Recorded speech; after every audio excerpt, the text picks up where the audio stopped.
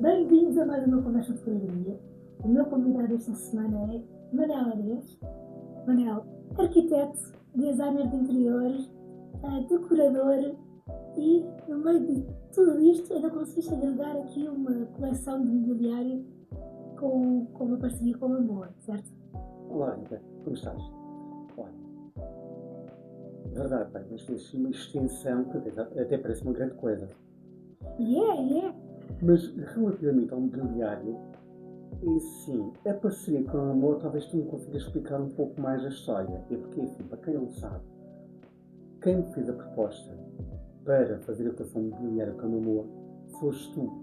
Ou seja, lembro-me perfeitamente do dia em que tu entraste comigo no ateliê e disseram: Manel, temos uma proposta para te fazer. Proposta? Sim, queremos que cries uma coleção mobiliária para a Amor. Pronto, está bem. Parece-me bem. Mas, efetivamente, a razão por trás, talvez tu me possas dizer. Olha, o Nuno já andava aqui a pensar em criar uma coleção com alguns designers e alguns arquitetos que tinha a semelhança das marcas internacionais e pensámos em algumas pessoas e claro que tu tinhas que surgir por variedíssimas razões. Primeiro porque eras cliente da Mamoa, depois porque tinhas desenhavas todas as tuas peças em todos os teus projetos e o teu desenho técnico era ótimo. Portanto, isso fazia logo com que a produção em si tivesse logo muito facilitada. Nós estávamos já habituadas a produzir os teus desenhos técnicos, que eram e são, continuam a ser excelentes. E então era muito fácil. E pensámos, o Manel realmente se calhar é a pessoa ideal e fomos falar contigo para perceber. Tu aceitaste esse convite na altura, mas nunca me contaste até hoje como é que foi depois o processo de desenvolvimento que eu já não acompanhei tão de perto. Bom, em relação relativamente ao desenho, tu sabes que o desenho do é desde muito cedo. Sim. Porque eu, quando comecei logo também a desenhar hotéis, restaurantes e na hotelaria desenhas muito, talvez 80% das peças que tu colocas no projeto de desenhos. Várias razões. Exclusividade,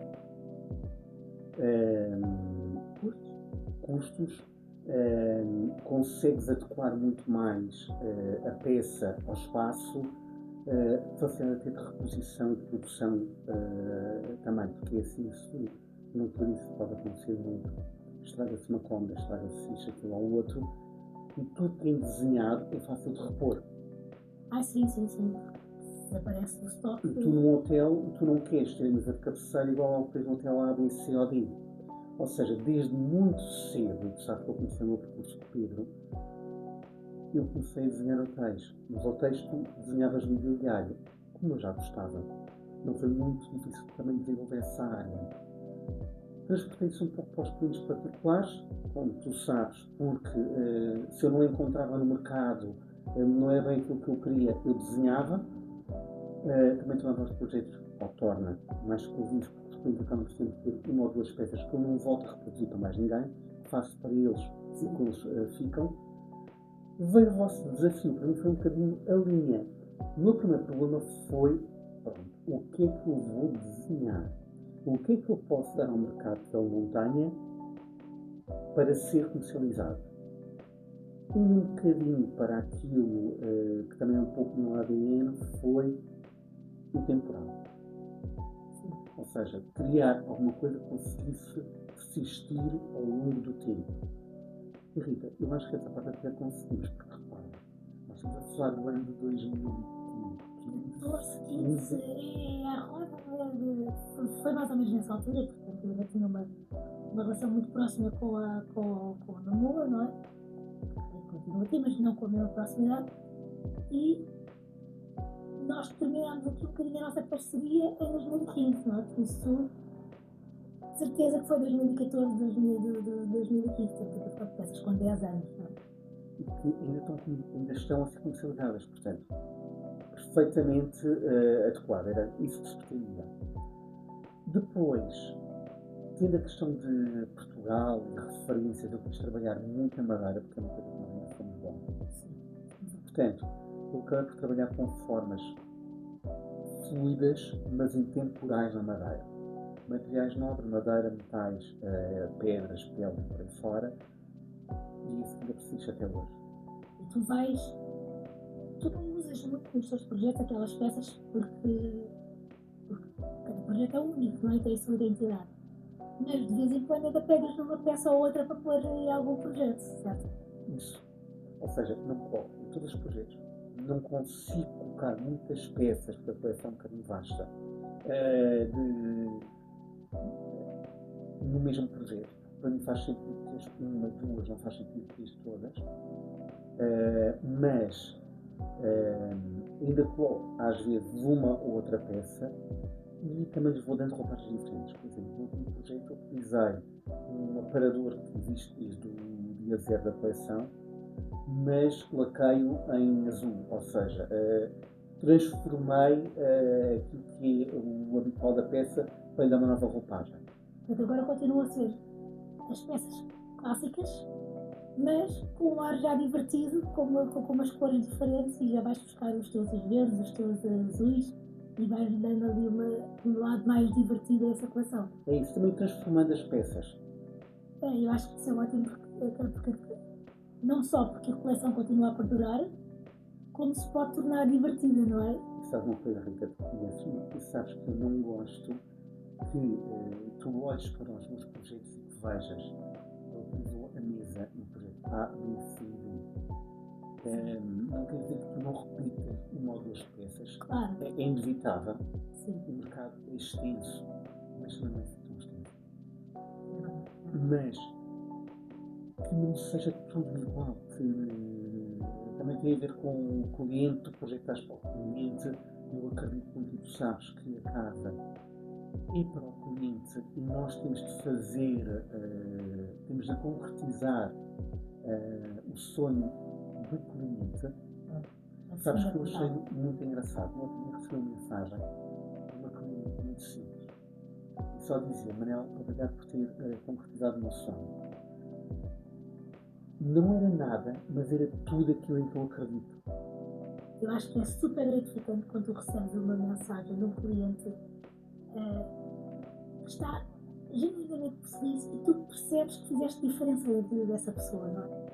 Porque respeitas a identidade de cada cliente. Não deixas de ser o Manel, não deixamos de fazer os nossos projetos, dar o nosso cunho, mas vamos sempre fazer aqui uma ligação ao cliente, quem é o cliente, a história do cliente, peças que os clientes têm e trabalhar aqui tudo isto. Tu tens de começar com a base que quem é o cliente, o que é que ele pretende daquela casa, daquele espaço, pode não ser exatamente só uma casa, onde é que está esse espaço, está na serra, está no mar, está na cidade, o cliente é muito urbano, idade, sonhos, há tanta coisa, vivência. Também trabalhas na área e sabe perfeitamente o que eu estou a falar, que é, nós temos de saber o que é que o cliente, por exemplo, na cama precisa tirar a mão. Sim. Para saber se a mesa de cabeceira tem que ter muitas gavetas, poucas, se tem um copo de água, se não tem, porque isso tudo pode parecer uma tolice, mas é importante que o dia zero de design. É fundamental tu perceberes a logística e a vida e o modo de estar e de viver de cada pessoa. Tu não podes esquecer que no final do dia alguém vai para lá viver e esse alguém, se não tiver aquilo que precisa, inevitavelmente ele vai querer alterar o teu projeto.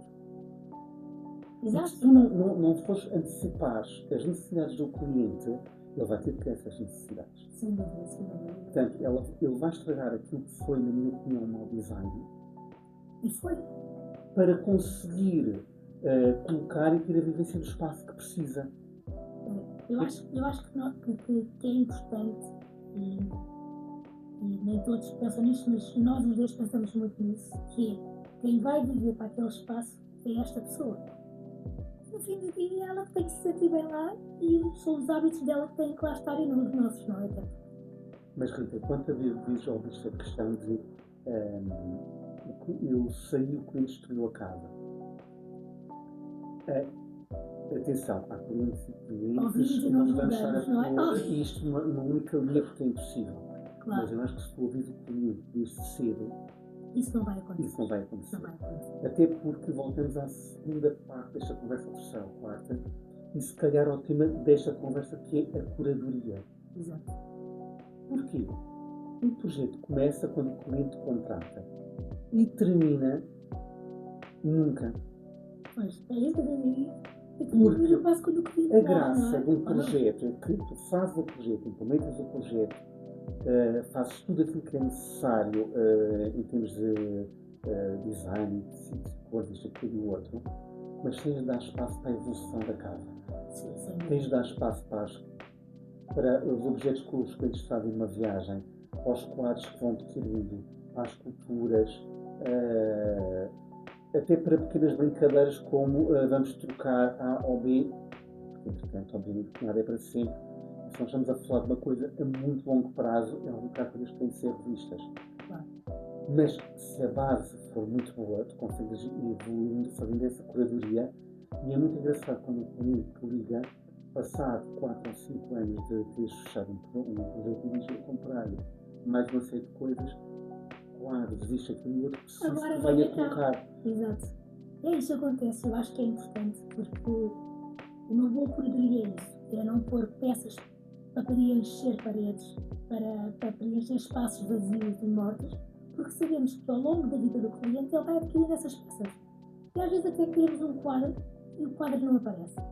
E passados os tempos, a conclusão que chegamos é: ele vai numa viagem qualquer e encontra aquela peça, ou nós vamos a uma feira e vimos: olha, era mesmo isto que eu precisava.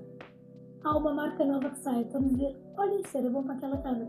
E de repente, aquele espaço que era vazio passa a ter uma peça que só faz sentido ser ela. Isso mesmo. E isto é sem dúvida uma boa curadoria, não é? É o saber às vezes esperar e não encher as casas com peças que não vão acrescentar nada até o projeto. Tu sabes que ainda hoje, na maioria dos projetos, eu deixo algum espaço para peças que vamos ver. Claro, uma estante. Podes colocar, podes adquirir logo na altura X peças para a estante. Claro. Mas é engraçado deixar espaço, porque tu sabes que está lá, por muito que não esteja visível, para as peças que o cliente vai adquirindo ao longo da vida e dos tempos e que vai adicionando. Quando adiciona muito, eu tenho que pensar no espaço. É verdade, porque falando das estantes, que é o exemplo máximo disso, a pessoa quer uma estante porque já tem alguns livros. Mas nós sabemos que essa pessoa não vai parar de ler. Essa pessoa vai continuar a adquirir livros. Então nós já temos que projetar um bocadinho para o futuro, não é? Sabendo que vão haver mais peças e que agora até podem estar algumas peças e aquilo respirar tudo melhor, mas sabemos que daqui a uns anos isso não vai acontecer. E que nos vão chamar para dar um toque, fazer o styling ali da estante passado uns anos, porque já adquirirem. Às vezes não são anos, são meses. Vão comprando mais livros e que depois de repente tem que ser. Tem que ser colocado num sítio. Sabes que o Pedro foi meu sócio durante muitos anos.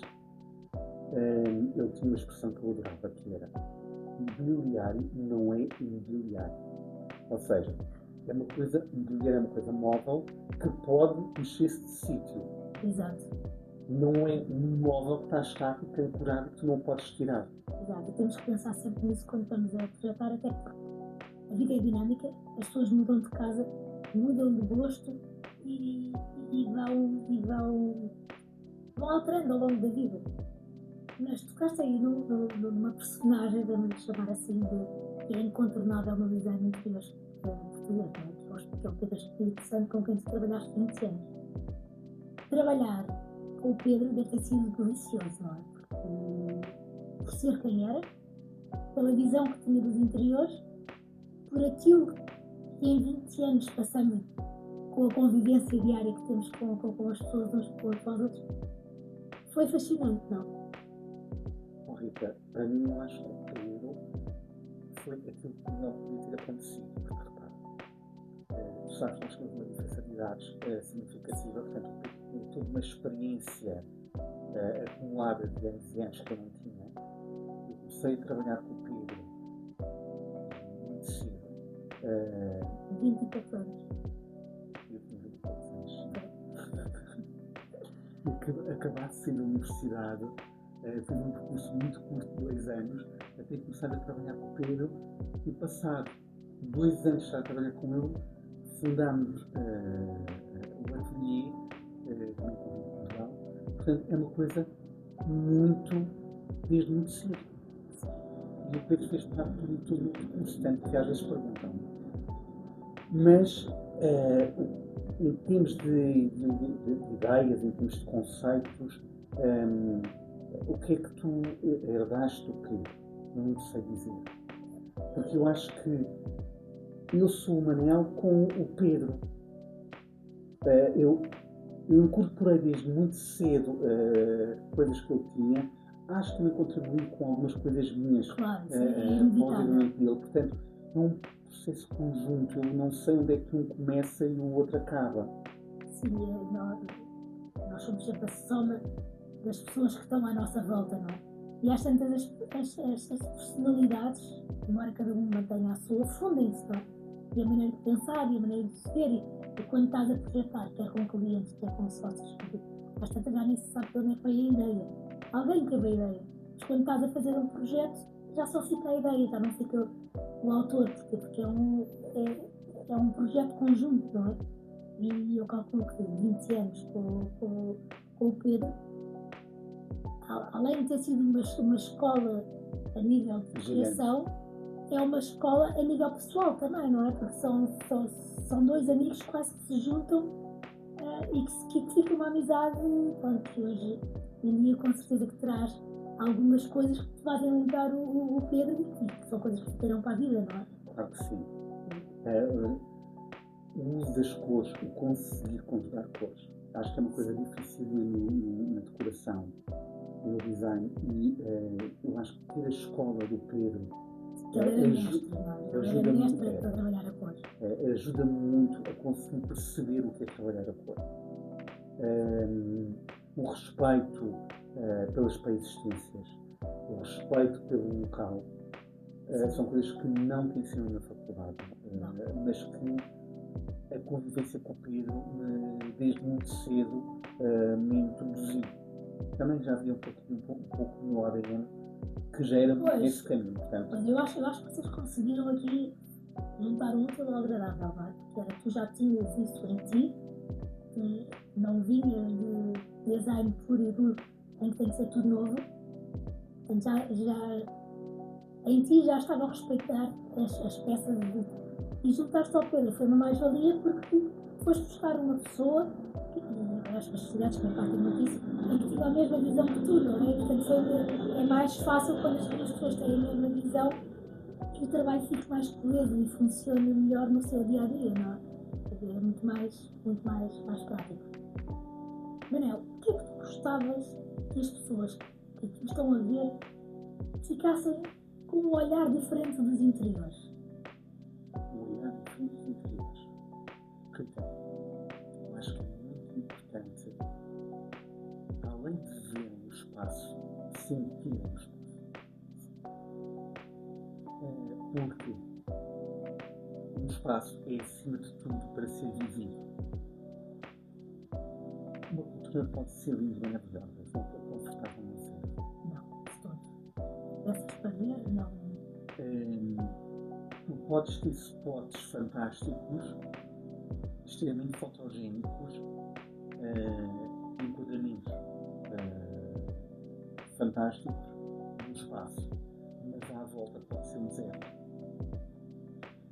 Tu, ao vês um espaço 360 ao sentido do espaço, é completamente diferente. E eu acho que é importante tu saís da imagem da fotografia e sentires o espaço. Sentes, com certeza também como eu, que às vezes é difícil conseguir isso, não é? Que é quando vamos fotografar um espaço, às vezes não conseguimos transmitir a emoção que ele provoca quando a pessoa está presente fisicamente, não é? Há ali elementos que só funcionam com um conjunto e que na fotografia às vezes depois temos que ir lá fazer um bocadinho de batota, não é? Vamos ser francos. Por exemplo, o toque. Não vale a pena. Não é? Vale a pena, porque assim, uma fotografia, tu não consegues sentir o tecido, mas quando estás sentado e tocas, É essa completamente percepção. diferente. Portanto, há aqui algumas diferenças. Eu acho que as pessoas têm que ter muita atenção quando estão a ver às vezes imagens de revista. As pessoas não têm essa sensação de que às vezes aqueles ambientes estão manipulados. Não são os verdadeiros ambientes. E por isso é que muitas vezes depois também tentam fazer na casa delas e não conseguem porque lá está. Falta o resto. Aquela emoção, aquela sensação que aparentemente está naquela fotografia, muitas vezes foi manipulada. E cabe-nos a nós fazer com que aquela sensação seja real. E acho que é por aí que as pessoas também nos contratam, não é? Pronto. Manel, muito isto ia acontecer mais tarde. Nós não conseguimos fechar. Mas vamos despedir, porque é assim, Rita, eu acho que as pessoas têm um limite para nos ouvirem e já devem estar fartas de ouvir a nossa conversa e nós ficaríamos aqui mais durante 4 ou 5 horas a falar. Esse é sempre o nosso problema. Quando nos juntamos, depois íamos continuar aqui. E porque nós temos pensado, vamos fazer isto um determinado tempo, esse tempo já passou há 10 minutos atrás. Já. Pronto, então vamos ficar por aqui. Manel, muito obrigado por teres aceito. Muito obrigado por teres vindo aqui. Adorei.